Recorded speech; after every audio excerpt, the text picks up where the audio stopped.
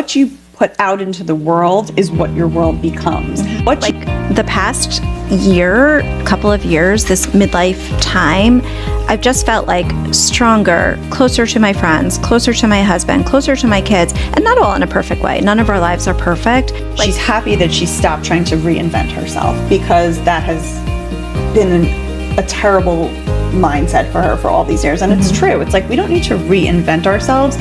We just maybe need to expand certain things, like have more connection, have more challenges, have more honesty, have more joy. I'm Michelle. And I'm Lisa, and this is what happens before Boca. Welcome to episode 16. Midlife is the right time to be manifesting the life that you want. No magic, no woo-woo, just some simple mind shifts, some simple new practices, and that's what we're talking about today. And honestly, we're getting selfish as fuck. And that's how we're doing it. Because for the first time in decades, the time is ours, and we get to reshift the focus to what we want. I mean, it's crazy. Like when we stopped to think about this episode and we just thought about all the things that we have tried to cultivate and create in our lives to better our children's lives, right? To think of ourselves just as like a family unit. And now for the first time in like 20 something years, we get to think about again, well, what do I really want? Just me alone, not obviously me with my partner and whatever, but really start to think about all this open time that we have and what do we want to do with it? And how do we manifest things to come into our life in a way that feels powerful, in a way that feels intentional? I think that's really how this podcast came to be. Like, I think we manifested this idea that we just started from like a little seedling. Right. 100%. I agree. I think this podcast came about because honestly, we both had full lives, but we also had this chunk of time where we felt like, okay, we've moved the kids kind of onto their next chapter. And what's our next chapter? And I think midlife is the time where you feel stronger and more empowered as a woman, or you should feel that way. And so you get to do things that maybe you were a little bit scared to do in the past. I also want to touch on a little bit like the practice of manifesting, because to be perfectly honest, if you asked me like a year ago or even 6 months ago, or maybe even before we started prepping for this episode, manifestation for me was more like a wish at a birthday candle, or like when I was a little girl and I wished for a pony. It was more like, or what are those boards called that you make? Vision boards. Vision boards. Yeah. Right. It was more like candles. And then I started seeing people posting these quotes on social media. And I was like, oh my God, I have to practice what they're preaching. And I think it's different for everyone, but I think a lot of people think that you manifest by putting something out into the universe. Like, I want my kid to get into this college, or I want to win the lottery. And like, life is going to give that, the universe is going to return that to you. And now I have such a greater understanding of what it actually means. Yeah. Well, the vision boards, I think we're on to something in a way, because what it is those were setting intentions. Those were like mini little goals that you'd cut out of a magazine and think to yourself, okay, I want to get a boyfriend this year, right? Or I want to, go on a trip or something like that. And I think that's the start of manifesting, because I think you have to get a clear intention of what you want. Right. And I think if you can start there, I think what we've learned in our research for this episode is like, you need to start with being very clear and intentional about what you want. And then the energy that you are cultivating should support that intention. Right. I don't think it's a bad idea to start with like a list of goals, but with any goal, just like this podcast, we didn't just sit down one day and turn on the camera and say, okay, we're ready. We sat for a week and we really tried to get to the bottom of what we wanted to say and be very intentional about it. So if you have a list of goals or wishes or dreams, manifesting to me is the behind the scenes that nobody sees. And it's the hard work that you put into it to sort of reach those things. Right. And it's like what you put out into the world is what your world becomes. So why I love how this like ties into the work I do in my practice even is like, it really is just if you put out negative energy, you get negative energy back. If you put out positive energy, you get positive energy back. And so if you are trying to manifest a life full of, let's say, joy or contentment or specific goals, if you put that out into the world, that is what your intention is, that's what you will get back. Mm-hmm. And so let's tell everybody how we prepped for this episode, because I think we had our own ideas. And then when we did the challenge and we read some books, it sort of like shaped everything. And I think our goal today is really to give you our main takeaways from all the research that we did. Yeah. So to prep for this episode, we took the Gabby Bernstein, who's like a meditation guru. She's a New York Times bestseller, her 21-day challenge. And we also read 2 books by Dr. Wayne Dyer and Pam Grout. And we'll kind of give you our takeaways from those. The 21-day challenge is a challenge where each day Gabby gives you her ideas about how to practice manifestation and what you should be taking away from it. And to be perfectly honest, I mean, Michelle's a little bit more diligent than I am when it comes to this. There was like 3 days that went by and I was like, oh my God, I forgot to do my challenge. But when I went back to actually do it, I realized that the things that she was saying were sticking with me. Totally. I think, look, all of these kinds of things, whether it's a book or a challenge, you have to extract from it. And I think that was like when we were doing our kind of like recap for the session and a planning meeting for the session, I think that's when all these things started to like come together, that like all these different people, these different authors, these different speakers are sort of saying the same thing. Yeah. And we just needed to like break it down, like manifestation for dummies kind of a thing. Right. Here are like the main, very basic takeaways of how this like notion, this kind of like, I don't want to call it like catchy, kind of faddish like word that's been going around, manifest. It's like all over TikTok and all over Instagram. Like how it could really be applied to midlife, how it could be applied to real life in a way that is just like simple and easy to digest for anyone. And ironically, I mean, I did walk away with some takeaways from her challenge, but really what I walked away with is that it doesn't have to be like this dramatic overnight change. I'm like a serial student. So if somebody gives me an assignment, I feel like I have to write a whole dissertation on it and be able to take a quiz. That's really, her point was you don't have to do that. So alone, that felt like a win for me because I did realize that during the day, there was like little noticeable differences.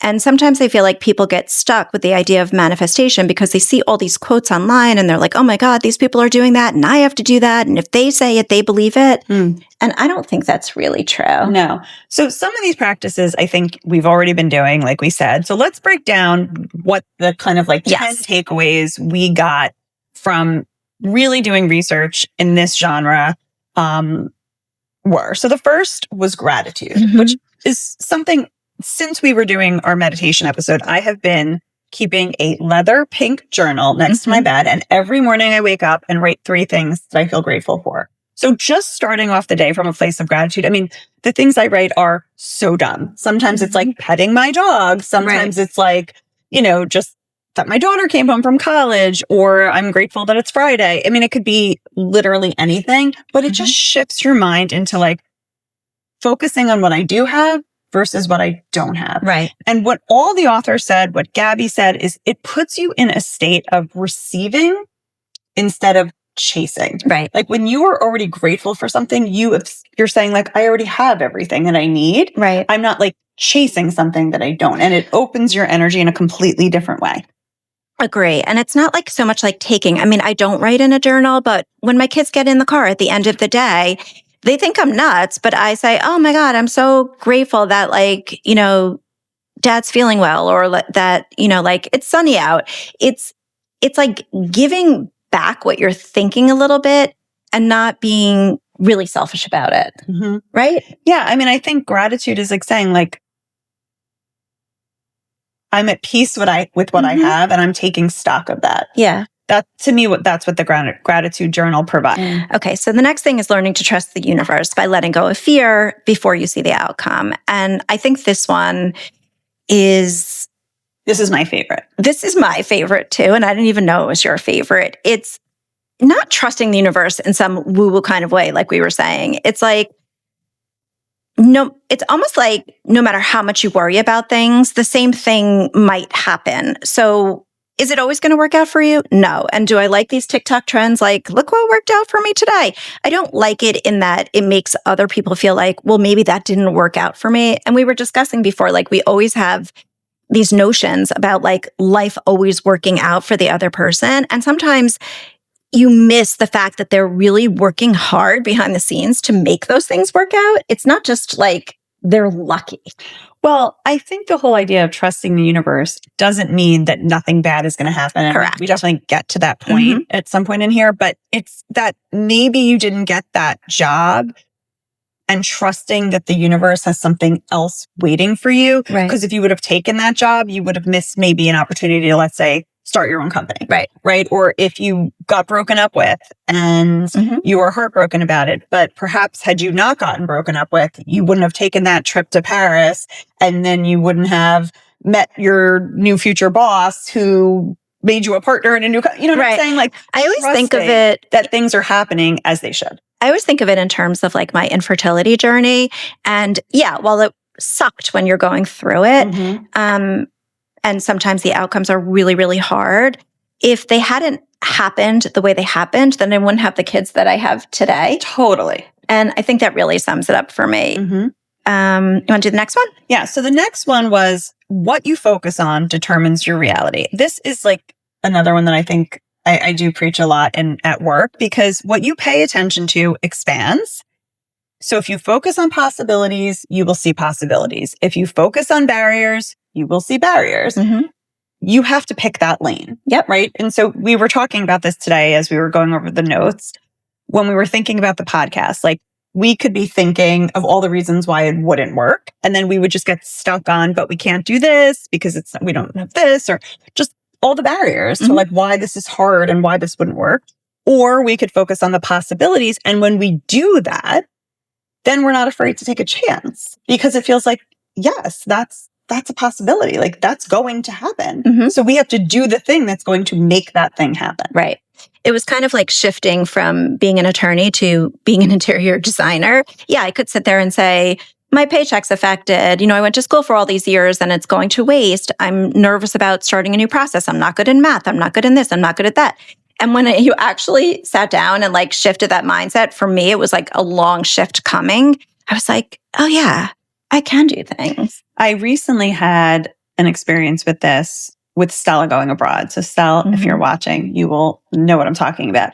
So Stella's going abroad next semester. Stella's your daughter. Stella's my daughter. And she's going to Australia. And we found out after she signed up for the program that she was going to have to live with a host family, which was not ideal for me. I didn't want that.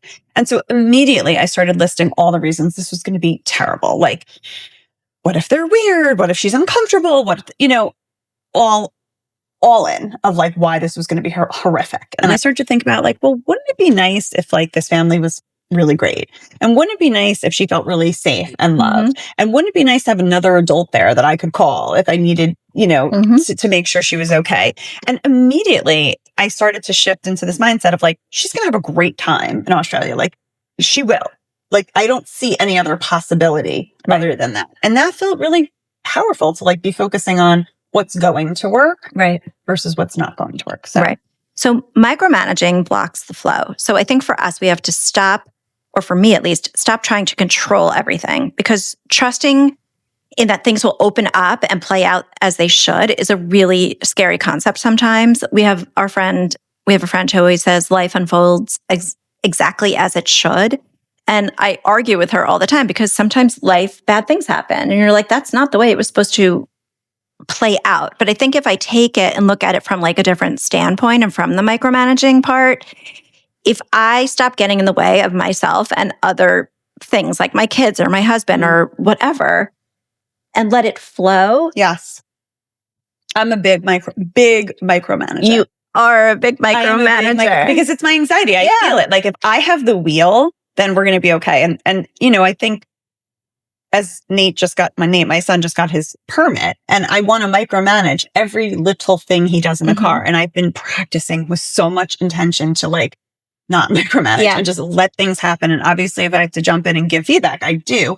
But my tendency is to want to micromanage things as a way to feel safe. And when I'm trusting in the universe, like, it's going to work out one way or another. And if it doesn't work out exactly as we planned, we are resilient. We can do something different. Right. We can shift. We can shift. Yeah. So I love that one. And I say that in the best way because I didn't mean to say like, you are a micromanager. I say that in the nicest way because I'm in awe of what you accomplish on a daily basis. But I understand like behind that facade of like, getting everything done, anxiety is often the source of why you behave the way you behave. Right. Because I have in my head, this has to happen, then this has to happen, then this has to happen. Right. And, sometimes if I just could sit back and practice letting it just be how it's going to be. And I've really done that. There's been like a couple of instances lately where I'm like, I should text this person. And then I'm like, you know what? I'm not going to. Like, let me just see what happens. Right. Let me just see how this unfolds. And then it does unfold how it should. And I'm like, see, I didn't have to intervene. I didn't have to send that text. I didn't have to give my 2 cents. I think that's that's for me something I'm really, really going to work on in this next chapter, because I do think it gets in the way of trusting the universe. Right. So the next one I think is sort of a little duplicitous, but it bears saying again, because I think it's probably also one of the most powerful ones, which is the state that you're in influences what shows up. Yes. So basically the energy you're putting out. Again, you're giving people smiles in the supermarket, you're going to get smiles back. You're giving people an attitude, you're going to get an attitude back.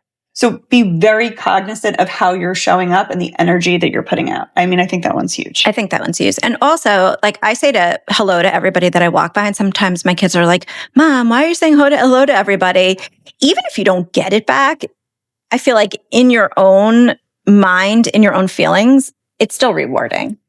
Think of yourself as like a magnet. It's like you're going to attract what you're putting out. I love that. Yeah, I love that too. Because, The next one is think of obstacles as detours in the right direction. So it's like we don't really have to like spend too much time on this, but it's like the old adage, like when you come to a path in the road, if you take the right path, if you take the left path, and sometimes you're stuck at that intersection and you just have to trust that like whichever path that you go down, how you react to the path will make it better. Right. I mean, the obstacle sometimes is guiding you to the place that you need to be. I love that concept. Like, again, you didn't get that job. Maybe it's because you were supposed to be somewhere else. Right. And I think when you can trust that, again, trust in the universe, and not see it as like the end of the road, but just as like a detour to where you're supposed to be going. Right. This one really resonates with me because my oldest son went to one college and then transferred his first semester in and went to a different college. And we're always like sort of harping on, oh my God, it was such a waste of a semester. And no, it was exactly where he should be at the time to make it to where he ultimately ended up. And had he applied to where he ultimately ended up in the first place, maybe he wouldn't have been there. So totally, it's just like what life hands you and what you make of it. I love that. Yeah. Okay. So the next one is don't judge events as good or bad. Things that are just happening are just happening, and they don't need to be classified as good or bad. And recently when we had done the episode with Jen Kraft, she had told us this proverb that I'm just going to like quickly go over because I have not stopped thinking about this proverb since she said it. And I don't know if any of you have heard of it, but it's the Chinese farmer proverb. And so it goes like this. There was a Chinese farmer. He had all these wild horses in his land. And one day, one of them ran away. He only had one horse and it ran away. And his neighbor came over and said, I'm so sorry, like your horse ran away. Right. And he said, it's okay. The next day he woke up and the horse came back with 7 other horses. And the neighbor came over and said, oh my God, what good fortune. Like you got all these horses. And he's like, maybe. And then the next day, his son went out riding on one of the horses and fell off the horse and broke his leg. And the neighbor came back and said, oh my God, that's awful. Your son broke his leg. He's not going to be able to help you on the farm. And he's like, maybe. And then the next day, a war broke out. And all the boys his son's age got drafted. But he did not have to go to war because he had a broken leg. And so I think that proverb to me is so powerful. I mean, I'm probably not telling this. No, you're doing it justice. Right? Yeah. But it was so powerful because like the good things happen and you want to be like, I won. Mm-hmm. And the bad things happen and you want to feel terrible for yourself. But sometimes those terrible things are leading to the right place. Sometimes the good things are not going to lead you where you thought they were going to go. Mm-hmm. And so you have to just not be judging everything as something out to get you or something that's reward to you. Yeah. So Jen's been, I think it must be 20 years ago that Jen told me that proverb. And we'll post it for you because if you have 5 minutes, read it. I often think back to it, just like you said, since that episode, you've been thinking about it. I've been thinking about it for years. It really does resonate. Yeah. It's a good one. It's a good one. Okay. Okay. So remember that things don't need to be perfect. They can be messy. And I think you have to notice the parts of your life that are good and happy. And you could take note of the messy parts too. I think they're life lessons that you learn from. It's just that it's not the ones that you want to concentrate on. Yeah. I mean, because I think also it makes sense to be looking back at the things that they're learning experience. I think it's the same theme with all of these. And I think that people are so afraid sometimes to look backwards because we always want to be looking forward. We're so driven. Mm-hmm. But it sometimes is the things that we look back on and the lessons that we learn from them that are the best lessons of all. Yeah. And so like, I think this idea of like being able to put something out into the universe that you clearly want to achieve. And then when you trust that the universe is going to get you there, mm-hmm. you stop trying to micromanage, you focus on what is working, you're grateful for what's working, you're putting an energy out there, you're showing up.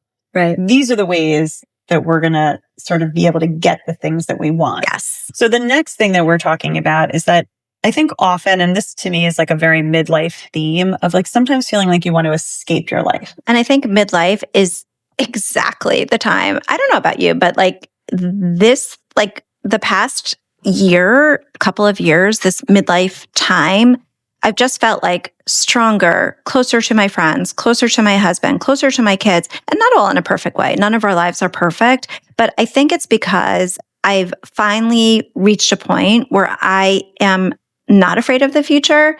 And I've also learned from the past. And I think that that's kind of like that mindfulness, that energy, that mindset helps you significantly. Totally. Yeah. And I do feel like empowered. Yeah. I don't feel a lot of fear anymore for the future. I don't know why. I it's interesting. My grandma, who I always talk about, is turning 103 in 2 weeks. Mm-hmm. And I had such a sad conversation with her yesterday because she's like, I just don't want to do this anymore. Like, I don't want to live anymore. I don't, I'm lonely. It's rinse and repeat every single day. And, I hung up and I was certainly sad and emotional about it. But I also was able to say, like, what do I want to take from this? Mm-hmm. Like, she's at the end of the road. Really, there's no more road to be had.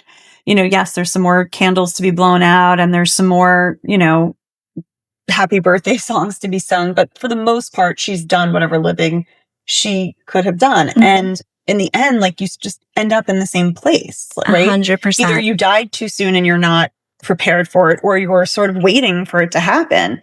And so how you want to live between now and then, I think mm-hmm. is extremely important and needs to be done with like some thought and some intention. Yeah.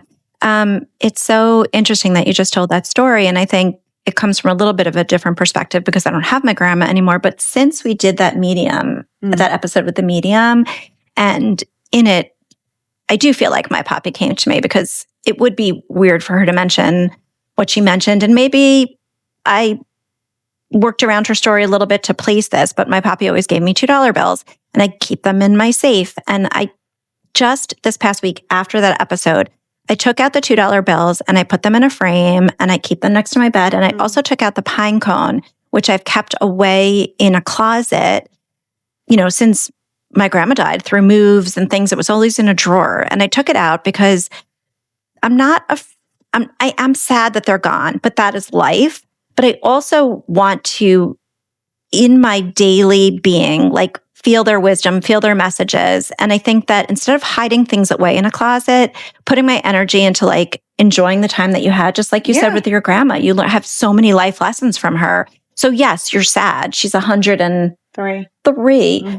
But thinking about it from a different mindset about how lucky you are to have all the time with her and all the lessons that you've learned from her, I think it just changes your way of thinking. Right. I do think it's like when we look and, we spent some time again at the Jewish home for the aging this week. And it's like when you see these women who have lived such full lives and they are, at this place where they're coming to some sort of peace and acceptance with, where they've been and where they're going. And you realize like time is fleeting. Yep. And it is so important to manifest what it is you want, because otherwise it just goes, right? And it's like another year of candles, another birthday celebration, another trip around the sun. But what is it that you are trying to create? What is it that you are trying to manifest for the time that you're given here? So I like this concept has been like full circle in every direction. Every direction. And time is a thief, but don't let it be a thief, And I don't want you to think that we're sitting here like, oh my God, listen to these two girls. They, they're appreciate everything about life and this and that. No, I mean, it is really fucking hard. We do. Complain. I mean, but we're not supposed to. Yeah, but we're trying to have shifts in the way that we're thinking. And this is what we're encouraging. We're not preaching. We're encouraging because I think that we're both intentionally have been trying to do this in light of this episode, but also since our episode on mindset. Is like the little tiny things that you can, even one tiny shift makes such a big difference in your life. And you feel it, your family feels it, your friends feel it. Definitely. Yeah. That's the last one. The last one, sorry, I went down a rabbit hole of like my grandma. We are not stuck. We are avoiding it. So check in with your procrastination, name it, face it, don't be afraid of it. And I think that will be the better in the long run. Yeah. I mean, I think the procrastination happens when we're trying to avoid a specific feeling that makes us uncomfortable. So it might not be like a barrier, but it's like, I don't want to be embarrassed, or I don't want to be hurt, or I don't want to be scared, or I don't want to be anxious. And so I think when you can sort of name what that procrastination is, what you're trying to avoid, then I think sometimes you will have more trust in the universe and you will be more open to receiving because you're not like protecting yourself all the time from that feeling that you don't want to have. Is it weird that I'm getting emotional? You are getting emotional. I know. I'm getting emotional because I just think that we spend so much time like trying to design this like bigger life or this better life. And as I'm like thinking back on my life and my husband and my kids and my friends and family, like I just appreciate. I don't know. I think you have to do the closing because I'm a little getting a little bit clamped. I'm sorry, but it's good. I mean, I think close it up, Michelle. That's the whole point of this. So, all right. Well, look, here's the thing. We both kept coming back after 21 days. Like manifestation isn't wanting more. It's just about finally believing you deserve it. And I think that's why you're getting kind of emotional. Because I think like at this phase in life, when you've turned 50, almost 50, you start to like 55. Yeah. You start to reflect back, and it's not designing a bigger life. It's designing a life that belongs to you. And it's like picking out the new furniture in a new house. It's like you get to like pick out what you want this chapter to look like. Right. And like what a gift that we get to be able to do that now. What a gift. And it's not like dreading the future. It's like really looking forward to it. I know. I am really cheers. Cheers. Cheers with water. Of course. Why not? So let's get to the fun part. Let's get to the fun parts. At least I can stop crying. So let's get into the fun stuff away from the emotion a little bit. Yes. Do you want to hit your likes, intos, and overs? Intos and overs. Okay. So my intos this week were 2 social media things, which I was actually surprised at myself, but they were good. So there's this guy. I don't even know if I talked about him because I could be repeating the same things that I'm into again, but who knows? His name is Plumes, and he sings to the exotic animals. Did we talk about this already? No. You never saw him on TikTok? No. Did you send it to me? I don't know, but he takes his guitar and he will sit in front of a lion cage or in front of hippopotamuses or monkeys, whatever. And he strums and sings the most peaceful songs, and their reactions are crazy. What? You never sent it to me. Well, I sent you that one with the ostrich last night, but she was just singing. That ostrich is crazy. Yeah. But the animals just come up to the fence. They sit and listen. It just shows that like when you were calm and you were bringing peaceful energy, it actually works for this episode, right? Mm-hmm. That he's just sitting there being so calm. His voice is so soft. And it's like these animals become like mesmerized, and some of them sing a lot. Like it's crazy. You have to, I think his name is Plumes, Plumes. Okay, I'm definitely going to check it out. And the other thing that is really a source of joy for me constantly is the compilations of people falling. If you know me, okay, you know this is one of the biggest joys of my life. You were not expecting me to say this, but it is true because people falling in funny ways and it's basically America's Funniest Home Videos is like one TikTok. Yeah, and not getting hurt. No, nobody gets hurt. We pretend nobody gets hurt in these videos. I would assume your loved ones would not be posting this if you were like really hurt after these videos. But just watching these people like get stuck in a Murphy bed, or these people just like, it cracks me up to the point where I'm like crying. I love things like that, like so unexpected, like, and you just laugh like there's no tomorrow. I am over two things. Small talk. I just don't feel like I have it in me. Maybe it's because I talk all day for work and I like to have real deep conversations. I'm over small talk.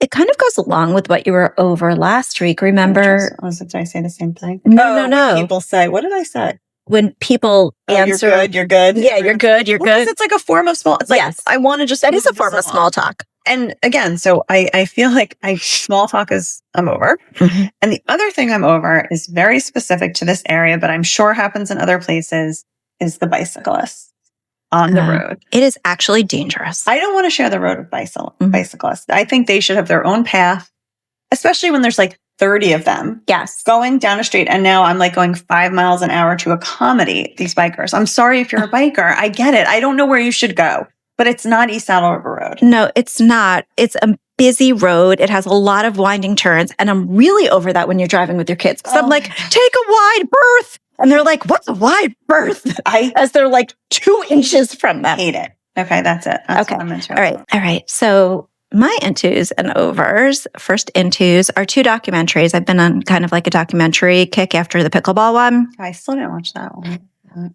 Actually, start again. So my intos and overs, intos first, is the first one is a documentary. I've been kind of into that after the pickleball one. Did you watch it? I didn't yet, but I really want to. Please watch it this weekend. I'm sorry. I have a lot of things on my list, but I will watch it. Okay. I believe you.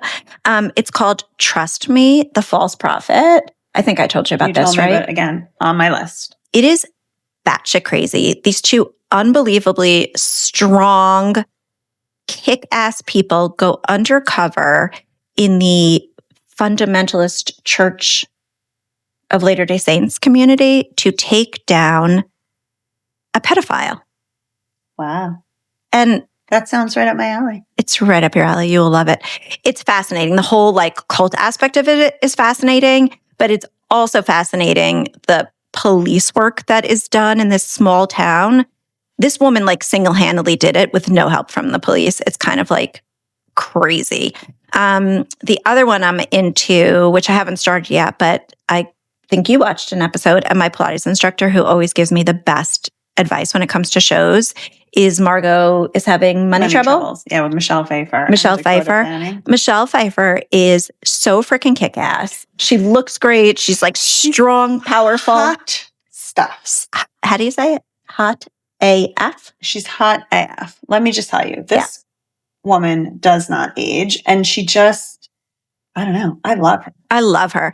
Okay. And what I'm over is silly little thing, but I really am over it, is I have this like love-hate, more of a hate relationship with my printer. And every time I go to print, one of the colors, like magenta, cayenne, yellow, whatever, has run out. And all I want to do is print in black and white. Like, why do I need those colors? There has to be a way that you can just like bypass that. But I say print in black and white instead of color. I don't know. I have so many printer problems at work sometimes that when I just can't figure it out, I just buy a new printer. Yeah. I buy like $80 printers, and like instead of I sometimes have to say, what is the cost of my mental health right now? Yeah. I'm just throwing this printer in the garbage. And what are the cost of those cartridges? Like those. Oh, I know. They're more than the printer half the time. They're literally more than the printer. And I'm thinking like it's like a scam. Like Jake once told me, because my battery in my phone is super, super hot, like almost like where I get a burn from it. And so I was like, I need a new phone. I brought it to Apple. They can't do anything about it. And Jake's like, they do that on purpose. They have like this way to like program the batteries. So like when a new phone comes out, your battery starts to fail. Fuck with Lisa's phone each time. That's what I think about the printer, because I'm spending hundreds of dollars a month on ink when I don't print in color. Anyway, that's our show for today. And next week, we're going to go back to trying to micromanage as we talk about college and the entire college frickin' process with an expert in the field. So don't miss that one. Tune in. You will love it. So if something today from our show resonated with you, put it in the comments, send it to us on email, info@beforeboca.com. Put it on our social media because we love to hear from you guys. Make sure to like, follow, and subscribe.